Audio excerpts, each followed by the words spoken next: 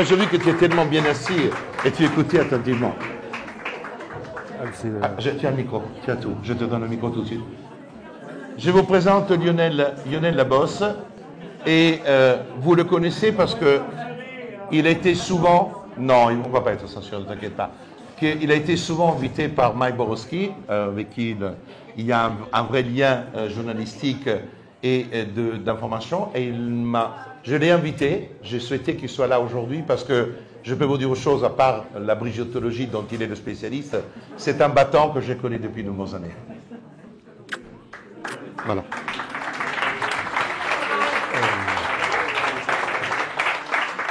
Merci Carlo. Alors effectivement je ronge un peu mon frein parce que ces situations-là je les connais par cette militance depuis mars 2020 parce que j'ai commencé mon journal de la tyrannie nationale covidiste en mars 2020 et je le continue. J'écris tous les jours, sans une seule interruption d'un seul jour, depuis mars 2020, ce journal de la tyrannie nationale covidiste que vous pouvez trouver sur mon site qui s'appelle altersexualité.com. Francis Lalanne, je le connais depuis, figurez-vous, j'ai fait une émission de télévision quand j'avais 18 ans avec Francis Lalanne en 1984, ça ne me rajeunit pas. Et je suis heureux, quelques 40 ans plus tard, d'avoir fait le bon choix quand j'étais adolescent parmi les chanteurs qui étaient proposés. À l'époque, c'était vraiment être un dissident que d'oser dire dans un établissement scolaire qu'on aimait la chanson française, c'était carrément une insulte. Et donc, j'avais pas fait le mauvais choix parmi les chanteurs. Voilà, donc je voudrais retracer un peu je suis un peu ému parce que c'est depuis 5 ans que je milite, c'est la première fois que j'ai la parole sur une tribune. Voilà, je le dis. C'est vrai que je suis un peu frustré. Je vais raconter une petite anecdote puisque j'ai commencé en fait déjà tout seul devant mon ordinateur comme un Iko Kimori, comme disent les Japonais. Et après, en février 2021, j'ai rejoint Réinfo, le groupe Réinfo, mais par l'intermédiaire de en fait Amis Entendus, que certains d'entre vous connaissent, qui faisait tous les dimanches à l'initiative de Laissons les médecins prescrire une animation de chansons avec Marilyn Weber qui est devenue une amie. Et Amis Entendus a fait beaucoup de choses. C'est eux, par exemple, qui ont co-organisé l'événement de Massy, où je t'ai vu en vrai pour la première fois, avec Martin Loisillon. Donc, ils ont fait beaucoup de choses. Concrètement, c'est eux qui ont organisé, enfin, c'est nous, puisque là, je les avais rejoints, qui avons organisé le premier rassemblement contre le pass sanitaire au Trocadéro. C'était en mai 2021. Ceux qui y étaient doivent s'en souvenir parce qu'on a pris une sauce incroyable. Il a plu des cordes tout le temps. Et puis c'est là que je vais raconter une anecdote parce qu'il faut penser aux militants, les militants ici de Réaction 19 qui ont dû installer toutes ces affiches magnifiques et qui nous ont servi à manger, qui sont sans doute levés très tôt le matin. J'étais un de ces militants pour ce rassemblement du Trocadéro qui avait réuni à peu près 500 personnes, c'était incroyable. Et on avait préparé un discours, je me souviens, j'avais répété mon discours en vidéo pour qu'il tienne 3 minutes pile, pour qu'il n'y ait pas un mot de trop, et on avait tous préparé quelque chose. Et puis est arrivé le moment, on avait tout organisé, et puis un peu comme Carlo ici avec sa liste, les stars sont arrivées. Donc on a une star hyper connue, alors je ne vais pas citer des noms parce que ce sont tous des gens que j'admire et que je respecte profondément. Mais des fois ils oublient que derrière il y a des militants qui font le boulot, et qu'il faut un peu respecter la parole des autres. Quand une star qui a parlé 1000 fois en 5 ans vient encore et passe devant des gens qui s'expriment pour la première fois, au bout d'un moment, c'est frustrant. Il faut le comprendre.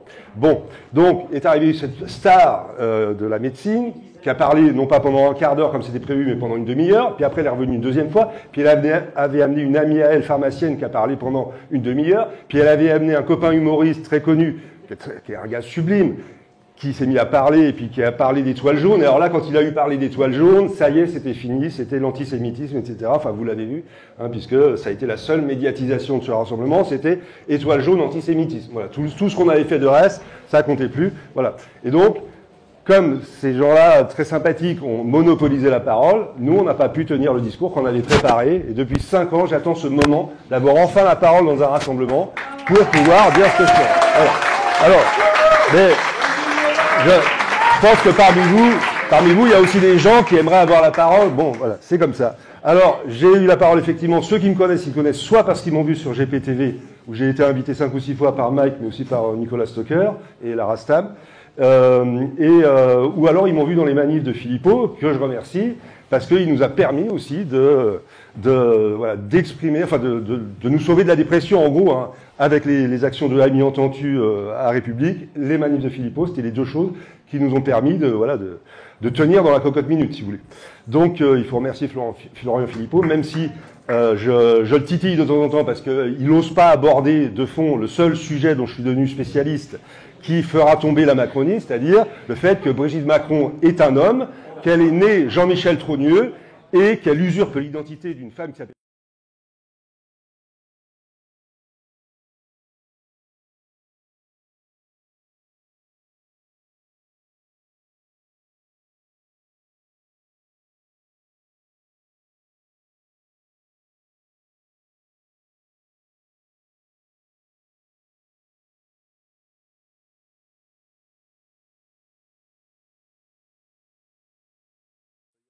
Ça, c'est l'exemplaire dédicacé que j'ai reçu. Précommande et de dédicace. Donc ça y est, ils sont en train d'être acheminés et je suis sûr qu'il y a des gens dans la salle qui l'ont aussi reçu, leur précommande, je veux dire. Donc voilà, je suis très fier d'avoir cette dédicace et d'avoir rencontré Xavier. Donc, je perds un peu mon fil. Alors, donc je titille un peu Philippot parce que voilà, c'est cette phrase qu'il a écrite. Donc, tous ces gens-là nous bassinent avec leur presse de journapute et leur presse de lécheur d'anus. Je fais une veille sur Brigitte. Il n'y a pas un seul jour, je vous le garantis, sans qu'il y ait dans la presse de journaputerie un titre sur les robes de Brigitte Trogneux, sur la fistule à l'anus de l'arrière-petit-neveu de Brigitte Trogneux. Vous remarquerez que dans cette presse People, dans cette presse de caniveau, il n'y a jamais un seul article sur la famille de monsieur Emmanuel Macron. Jamais. Il n'a pas de frère, il n'a pas de sœur, il n'a pas de père, il n'a pas de mère, il n'a personne, il n'a pas d'arrière-petit-neveu, il n'a pas de macaron, il n'a rien. Bon, donc la seule chose qui fera tomber ces gens-là, c'est la bite de Brigitte Macron. Je suis désolé. Donc, le jour où M. Philippot ou M. Asselineau feront une émission de 1 heure en traitant le fond du dossier de qui est vraiment Mme Brigitte Macron, avec Xavier Poussard, eh bien, déjà, ils auront une chance de devenir président de la République. D'autre part, eh bien, on aura une chance d'être débarrassé de ces gens qui sont une fistule à la France.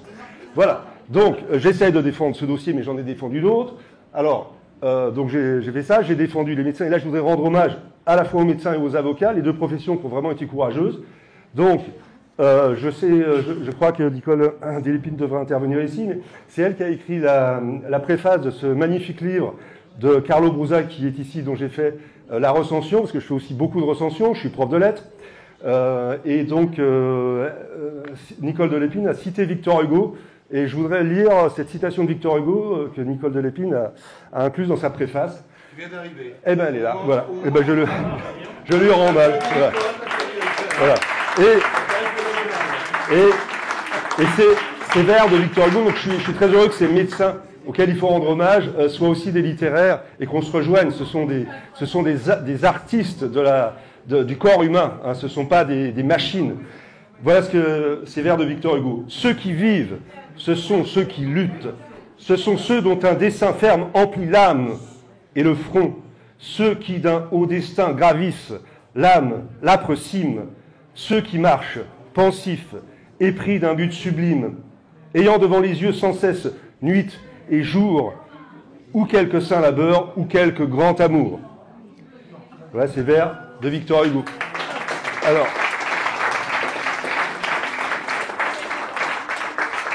donc je voudrais rendre hommage à ces médecins. Je pense à quelqu'un auquel on n'a pas rendu hommage, c'était Gérard Maudru, docteur Gérard Maudru, qui s'est fait virer du quotidien du médecin et qui a fait de l'information. Alors, il était retraité, donc il n'a pas été suspendu, mais il faisait de l'information. C'est une des personnes avec qui je suis rentré en contact parce que quand je faisais des articles sur mon site, altersexualité.com, je me suis toujours efforcé, quel que soit le sujet que j'abordais, d'avoir des faits précis et vérifiés.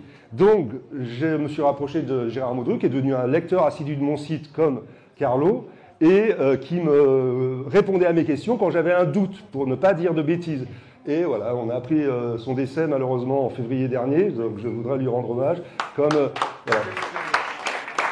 Voilà. Et voilà, c'était quelqu'un qui était dans l'ombre, mais qui habitait dans une lointaine province. Et je sais que Mike a rendu hommage récemment au docteur Stéphane Gaillet. Et voilà, il faut aussi rendre hommage à Gérard Maudru et à tous les médecins rassuristes. J'ai fait un article sur les médecins rassuristes, j'ai fait un article sur les chansons brigitologiques, j'ai fait un article sur les chansons anti-covidistes. Enfin, j'ai fait un travail de recension de tous ces gens qui travaillent dans l'ombre, pour les mettre en avant, les mettre en valeur. Alors maintenant, rendre hommage aussi aux avocats. Donc là aussi, j'ai eu la chance d'entrer en contact avec Carlo, avec aussi un autre avocat qui préfère rester discrète, des gens qui me conseillent quand j'aborde la brigitologie, etc.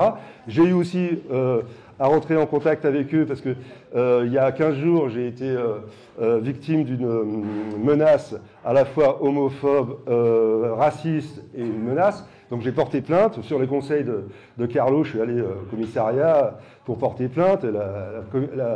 L'officière de police était furieuse d'enregistrer cette plainte parce que je lui ai rappelé l'article 40 du Code de procédure pénale. Enfin bon, j'ai un peu retenu les leçons de ces avocats. Et voilà, donc il y a une plainte c'est assez cocasse puisque c'est une plainte contre des insultes homophobes et racistes dans l'affaire Brigitte et à mon encontre, si vous voulez. Voilà, parce que c'est... Alors, voilà. Donc, j'avais écrit quelques bouquins, dont ceci en 2012, c'était contre le mariage gay pour le contrat universel, donc c'était une proposition, ce qui m'a fait éjecter complètement du milieu LGBT, parce que j'osais parler contre mon milieu. Alors, parler contre son milieu, c'est effectivement un sport que j'aime faire aussi ici parmi la dissidence, puisqu'il y a quand même des problèmes parmi la dissidence, j'en ai un peu parlé. Sans traiter les gens d'opposition contrôlée. Il y a quelques jours, il y a M. Sébastien Béraud, qui est quelqu'un de très bien, qui a fait une vidéo où il accuse Francis Lalanne d'être de l'opposition contrôlée, etc. Il ne faut quand même pas se foutre du monde. Bon, qu'on ait des problèmes personnels avec une personne, c'est tout à fait possible. Mais aller jusqu'à traiter cette personne d'opposition contrôlée, c'est comme l'antisémitisme. Si tout est antisémite, il n'y a plus d'antisémitisme. Si tout le monde est opposition contrôlée, il n'y a plus d'opposition contrôlée. Donc c'est un peu ridicule, toutes ces bisbilles qu'il y a dans la dissidence. Maintenant, dans la dissidence, c'est vrai que voilà, la brigitologie, bon, j'ai eu l'occasion de parler chez GPTV 5 ou 6 fois, et je les remercie, Mike et Nicolas Stocker. Radio Courtoisie 2 fois, mais c'est Thierry de Cruzy pour les chansons anticovidistes et brigitologiques, et Tribune Libre avec Stéphanie Reynaud, que je remercie aussi. Mais en dehors de ça, rien, peanuts. Moi j'aimerais, voilà, je suis enseignant, donc mon lycée est à quelques minutes à pied ici, et j'ai eu l'occasion pendant ces années de Covid d'être convoqué au rectorat pour la seule fois de ma vie, rectorat qui est par là, à 10 minutes à pied, enfin peut-être un quart d'heure à pied. Et pourquoi on m'a convoqué au rectorat pour la seule fois de ma vie, c'est que le proviseur de ce lycée, pas loin, avait fait un message pour appeler tous les étudiants, parce que c'est un lycée post-bac, tous les enseignants à se faire vacciner pour qu'il n'y ait pas de problème. Alors, j'avais fait un peu le militant de base. Hein. J'avais répondu à toute la communauté, puisqu'on a des moyens de communication moderne, et j'avais cité 3 textes qui étaient inattaquables, une tribune de Alain Houpert dans le Figaro, enfin un communiqué syndical, etc. Et j'avais dit, non, il n'y a aucune raison particulière d'être vacciné, ce n'est pas une obligation. Donc ça m'a valu cette convocation au rectorat, qui s'est bien passée. Voilà, donc vous comprendrez pourquoi je ne dis pas le nom de mon lycée, j'essaye de rester discret, parce que quand même, voilà, une menace reçue par mail, et puis des choses comme ça, ça fait qu'on est quand même un peu attaqué, mais c'est pas pour ça qu'il ne faut pas agir, quoi. Hein. Donc voilà, il faut continuer, et vous le faites. Carlo le fait, tous ces militants le font. Les militants de Carlo, je les ai rencontrés sur le terrain le dimanche matin à 11h. C'était eux qui étaient là. Il y avait, c'était ces moments où on dansait à 11h dans 35 villes de France, grâce à Laissons les médecins prescrire. Ça a été des nids d'incubation de résistants. On rencontrait tous les groupes de Réinfo, de Réaction 19. Tout le monde était là, ça recrutait. C'était vraiment des nids de complotisme. J'aurais été Macron, j'aurais mis tout ça en coffre. Voilà ce que je voulais dire. Merci beaucoup à Carlo. Ah oui, Carlo. Donc, voilà. Alors si, je voulais dire un dernier truc sur Carlo. Quand je venais dans les manifs de Philippot, parce que j'ai créé les perruques jaunes, et pour faire de l'humour, j'ai fait beaucoup de sketchs avec Marilyn Weber. J'ai fait une 40aine de sketchs et des chansons Aucun de ses sketchs, aucune de ses chansons n'a jamais été repris par aucun site de dissidence et de résistance. C'est ça, c'est le star system dans la dissidence. Et voilà, une fois, et je m'approchais en général avec mes perruques jaunes, je m'approchais un peu quand il y avait une personnalité, je voyais un peu, en général, la personnalité détournait le regard. Carlo Buzza était un des rares à ne pas détourner le regard, et spontanément, on a fait un petit sketch ensemble, il a déconné, voilà. Ben voilà, moi j'aime bien les gens qui se prennent pas au sérieux, et bon, ça a été filmé par je ne sais qui, et vous trouverez ça sur mes vidéos.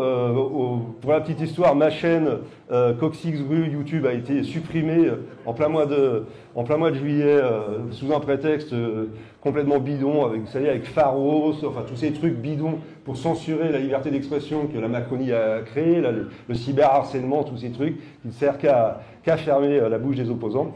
Donc voilà, donc j'ai réouvert une chaîne sur Crockbunker et même sur Odyssée où j'ai repris toutes ces vidéos. C'est un peu un petit témoignage de cette histoire sous l'histoire, hein, dont on parlera peut-être dans quelques années quand il y aura des livres pour raconter un peu cette vraie histoire de Brigitte, qui est le contraire de ce qu'on nous raconte dans la presse de Caniveau. Voilà, merci beaucoup Carlo. Merci beaucoup Charles. Merci Lionel. Merci Nathalie. C'est un battant, effectivement, je me souviens, à Palaiseau avec sa perruque jaune, et effectivement j'ai mis sur le site, il me dit mais t'es fou ou quoi? T'es barge? Ben oui, non, c'est un battant, il est avec nous et je l'ai invité et je suis très heureux qu'il ait pris la parole parce qu'il est dans un monde comme celui du monde de l'éducation nationale et avoir le courage quand on est dans le monde de l'éducation nationale de prendre des positions comme ça. Et après, sa bataille, c'est une bataille qu'il mène avec vigueur et je peux vous dire que c'est une personne qui subit des menaces et je le sais parce que, voilà, nous en avons parlé ensemble. Donc, merci encore Lionel d'être venu ici.